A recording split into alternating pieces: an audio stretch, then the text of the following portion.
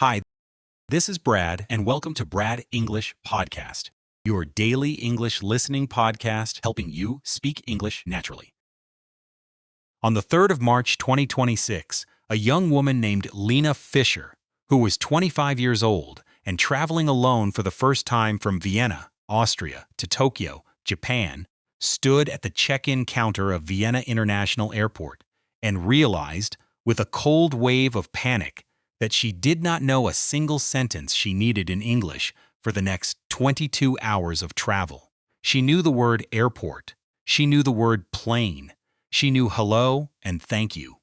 Beyond that, her mind was completely empty of the specific practical English that travel demands. She had studied English for 3 years at a language school in the Neubau district of Vienna. She had excellent grammar knowledge. But nobody had ever taught her how to say, "My suitcase is overweight," or "Is this seat taken?" or "I have lost my passport," or "I am feeling very sick." Today, this episode exists so that you are never Lena at that check-in counter. We are going through 120 travel sentences together, organized by the exact situations you will face: the airport, the hotel, the city, the restaurant, the shops, and the emergencies. These are the sentences that will keep you safe, comfortable, and confident from the moment you leave home to the moment you return. Let us begin at the airport.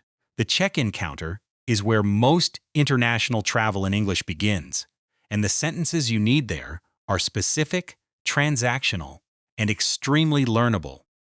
The most important thing to understand about airport English is that it is highly formulaic. The same sentences come up again and again in the same sequence, which means that once you know them, you will encounter them on every single flight you ever take. Lena's first sentence at the Vienna airport check-in counter should have been, "Hello, I would like to check in for flight NH203 to Tokyo." That sentence, combined with the presentation of her passport, is the complete opening of any check-in interaction. From there, the ground staff will typically ask a small number of predictable questions. How many bags are you checking in? Did you pack this bag yourself? Is there anything fragile in your luggage? And would you like a window seat or an aisle seat? The English word aisle means the corridor between rows of seats on a plane. Lena's suitcase was actually overweight, and the sentence she needed was, "I am sorry. I did not know my bag was over the limit. What can I do?" This is the beginning of a negotiation, and in airport English, the important words are limit, which means the maximum allowed, excess baggage fee, which is the additional payment for an overweight bag, and repack, which means to reorganize the contents of your bag. Being able to say, "Could I repack my bag and transfer some things to my hand luggage?" demonstrates a practical solution and often results in a more helpful response from check-in staff. At the security checkpoint, the language is brief and procedural. "Please place all metal items in the tray and remove your laptop from your bag and take off your belt and shoes" are instructions you will hear. At the gate, the key sentences involve confirming your boarding time. What time does boarding begin? And is this the correct gate for the flight to Tokyo?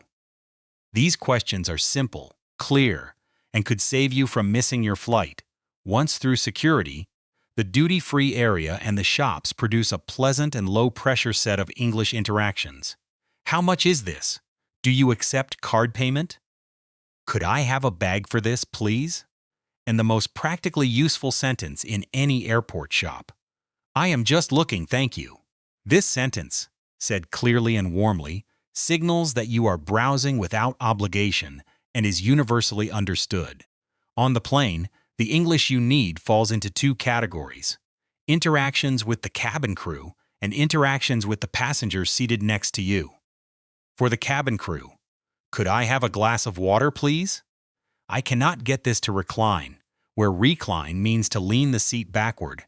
"Could I have a blanket and a pillow? And is there a vegetarian meal option?" For the passenger next to you, the most useful opener is this your first time going to Tokyo?" followed by whatever your own answer is.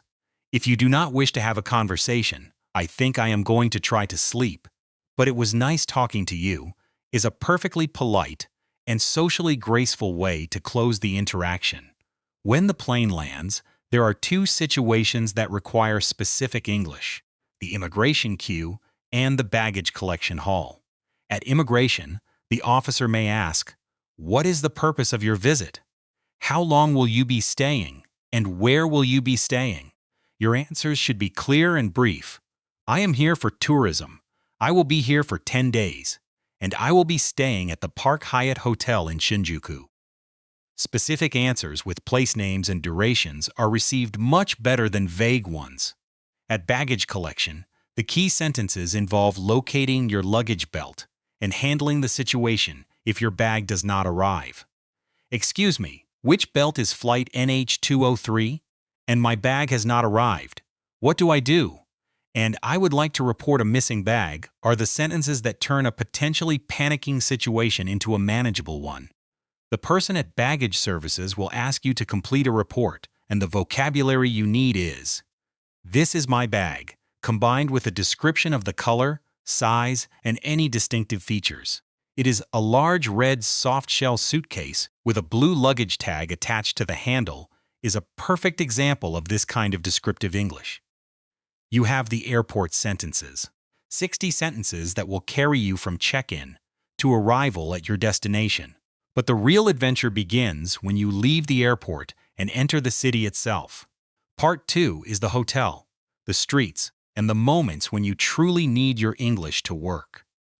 And one of those sentences in Part 2 is specifically for a situation that Lena actually experienced in Tokyo. Stay with me.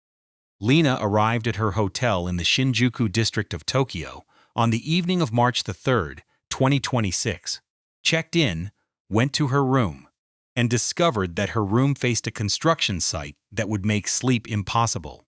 She had paid for a quiet room on an upper floor.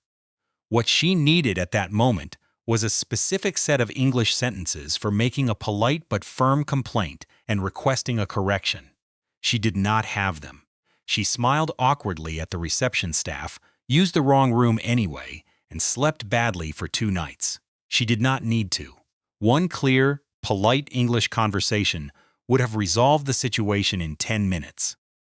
The hotel check-in English begins before the complaint situation with a simple set of confirmation sentences.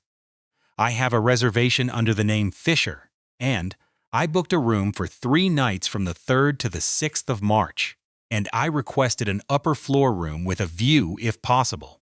If the room you receive does not match your booking, the conversation that follows uses polite request language. "I am sorry to bother you, but the room I received is not quite what I booked. Could you check if another room is available?" The phrase "I am sorry to bother you" opens a complaint with politeness and reduces the chance of defensiveness. Rough and specific requests are also common and require specific vocabulary. "Could I have extra pillows?" The air conditioning does not seem to be working properly. The shower is not draining correctly. And "could someone collect my laundry?" are sentences that come up regularly in hotel English. The phrase "does not seem to be" is a polite way of reporting a problem without sounding accusatory. The checkout conversation. "I would like to check out, please? And could I have a receipt? And is it possible to leave my bags here until my flight this evening?" are the essential sentences of hotel departure. Nifundation English is one of the most practically urgent sets of sentences in any travel situation, and it has the enormous advantage of being highly predictable. When you ask someone for directions, the response will always involve a limited vocabulary of spatial and movement words. Turn left, turn right, go straight, cross the street, it is on your left, about 5 minutes on foot, take the second street on the right. Learning these directional phrases passively, before you travel, means that when you are standing in an unfamiliar city and a kind local is pointing and explaining, you will understand what they are saying. The question itself is worth practicing until completely natural. "Excuse me, could you help me? I am looking for Shinjuku Station." This sentence has 4 components that all matter. "Excuse me" is the polite attention signal. Could you help me? Requests assistance before specifying what you need.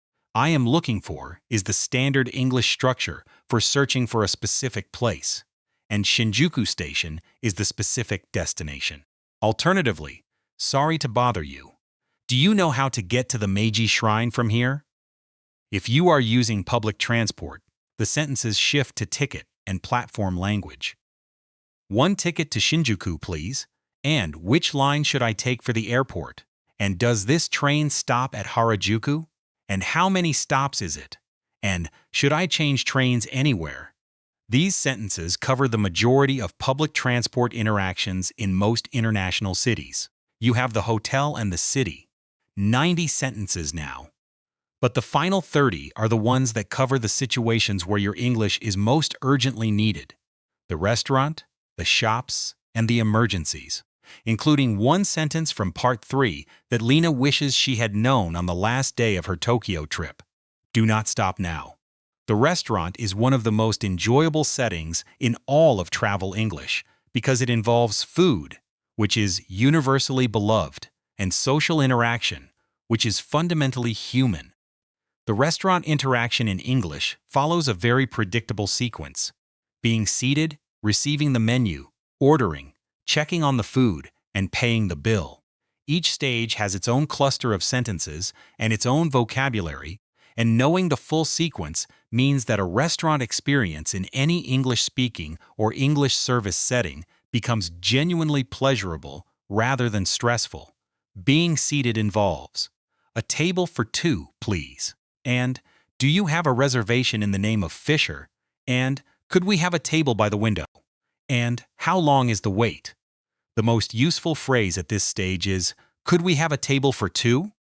Because it is a polite question rather than a demand, ordering food requires the confidence to ask questions about the menu.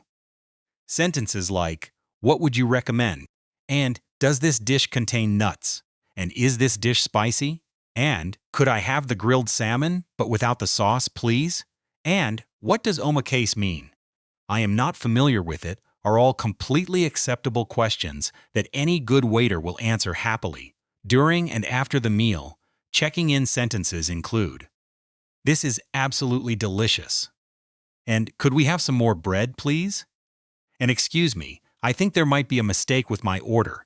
And could I have a doggy bag for this? Where doggy bag means a container to take leftover food home. The bill conversation is brief. Could we have the bill, please? And is the service charge included? And could we pay separately? And do you accept card payment? The tipping culture varies between countries, and knowing how to ask is both practical and culturally respectful. Is it customary to leave a tip here? The word customary means it is a normal and expected part of the culture. In Japan, for example, tipping is not expected. In the United States, it is. In Australia, it is appreciated but not obligatory. Asking this question in English shows cultural awareness. Shopping English in a travel context involves a specific set of sentences that cover browsing, asking questions, and making purchases. The sentences are, how much is this? Do you have this in a smaller size? Is this the best price? Could I try this on? I will take it. Do you have a bag? And could I have a receipt, please? The phrase, is this the best price? Is useful in markets where negotiation is normal. In fixed-price shops, asking this question may produce a polite, I am afraid not, which is a common English way of saying no in a service context. The emergency sentences are the most important sentences in this entire episode, and they are the ones that every traveler must know before they leave home. Lena needed one of them on the 5th of March 2026, her last full day in Tokyo. She experienced a sudden and severe allergic reaction at a restaurant in the Harajuku district and did not know how to describe what was happening in English. She was surrounded by Japanese and English speakers and could not form the sentence she needed. The sentence she needed was, I am having an allergic reaction. I need a doctor immediately. 7 words in the main clause. 7 words that could have been the difference between a manageable emergency and a life-threatening one. Other critical emergency sentences include, please call an ambulance, and I need the police, and I have lost my passport. Where is the nearest Austrian consulate? And I have been robbed. Please call the police, and I am lost. Can you help me find my hotel? It is the Park Hyatt in Shinjuku, and I feel very unwell. Is there a hospital nearby? These sentences should be memorized, not just learned. They should be stored somewhere in your mind that is accessible under stress, under panic, and in the dark. Lena's allergic reaction in Tokyo on the 5th of March 2026 resolved without serious harm, but only because a restaurant employee who spoke English recognized the symptoms and acted. Lena came home to Vienna with one firm decision. Before her next international trip, she would know every sentence in this episode by heart. Not just the pleasant ones about ordering food and asking for directions, the hard ones, the ones that matter most when everything else has gone wrong. 120 sentences. Airport, hotel, city, restaurant, shopping, emergency. You have heard them all today, organized by the exact situations in which you will need them, illustrated through Lena's journey from Vienna to Tokyo in March 2026. Some of these sentences you will use on every trip. Some you will hopefully never need. But knowing them all means that wherever you travel, whatever happens, you will have the English you need to stay safe, comfortable, and connected. The most important action you can take before your next trip is to practice these sentences out loud, in the privacy of your home, with the same urgency and naturalness as if you were actually in the situation. Say the airport sentences as if you are at a check-in counter. Say the emergency sentences as if they are genuinely needed. That rehearsal, done seriously and specifically, will mean that when the real situation arrives, the sentence is already there, ready, familiar, and accessible without the panic that makes language disappear. Travel is one of the most beautiful things English gives you access to. Know your sentences. Go safely. I will see you in the next episode.